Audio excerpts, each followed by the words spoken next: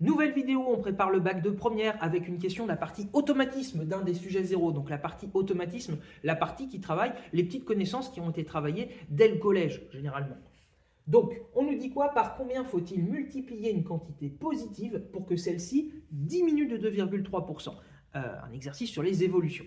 Donc là, il y a un résultat qu'il est bon de connaître, et c'est le suivant. C'est de façon générale, quand on veut diminuer un nombre d'un certain pourcentage P, donc là je fais une rédaction peu rigoureuse, je donne surtout l'idée, diminuer un nombre de P%, c'est la même chose, ça revient à effectuer la multiplication 1 moins P sur 100. Donc diminuer un nombre de P%, ça revient à le multiplier par 1 moins P sur 100.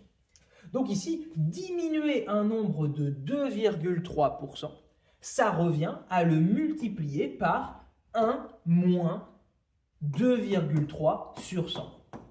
Et maintenant, charge à nous de réussir à savoir ce que vaut ce nombre. Donc, eh bien, bon, là, ça fait 1. 2,3 divisé par 100, si on veut faire 2,3 divisé par 100, ça revient à décaler la virgule du nombre 2,3 de 2 rangs vers la gauche. Donc 1, 2, c'est-à-dire ça va faire 0,023. Et puis 1 moins 0,023, ça va faire 0,977. C'est-à-dire qu'ici, c'était la proposition B qu'il fallait choisir pour avoir la bonne réponse.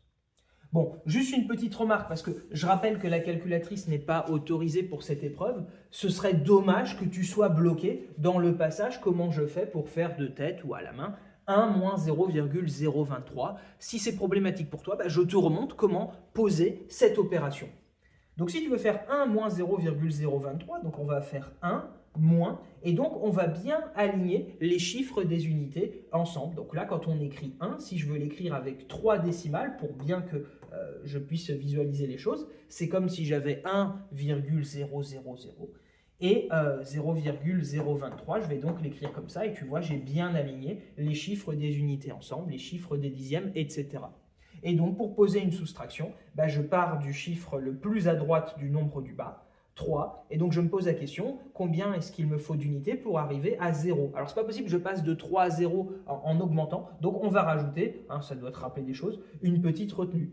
Donc, si je mets une retenue ici, c'est pour indiquer la dizaine, donc pour écrire 10, et puis, par contre, je pense à mettre une retenue sur le chiffre qui suit à gauche. Donc maintenant, 3 pour aller à 10, c'est possible, ça fait 7. Je passe à la colonne d'après. 2 plus 1, ça fait 3. 3 pour aller à 0, ce n'est pas possible pour les mêmes raisons. Donc, je rajoute une retenue ici et donc je m'empresse de mettre une retenue sur le chiffre à gauche qui suit. 2 plus 1, ça fait 3. 3 pour aller à 10, ça fait aussi 7. 0 plus 1, ça fait 1. 1 pour aller à 0, ce n'est pas possible. Donc, encore une fois, je rajoute une retenue toujours pour les mêmes raisons. 0 plus 1, 1. 1 pour aller à 10, ça fait 9. Je mets la virgule alignée là parce que je passe entre les chiffres des unités et les chiffres des dixièmes. 0 plus 1, ça fait 1. 1 pour aller à 1, ça fait 0. Et donc, on tombe bien sur le 0,977 qui était attendu. Donc, voilà, on avait déjà dit que la réponse était la réponse B. C'était surtout pour être sûr que tu sais bien poser une soustraction parce que dans des exercices peut-être plus compliqués, ce sera absolument nécessaire. Là, bon, ici, on pouvait clairement faire les choses de tête, mais ça permettait de faire ce petit rappel. Donc n'hésite pas à t'abonner si tu veux continuer de préparer ton bac avec moi. Et tu vois, à travers certaines questions qui n'ont pas forcément vocation à être trop dures, on rappelle aussi certains éléments pour arriver serein le jour de l'épreuve.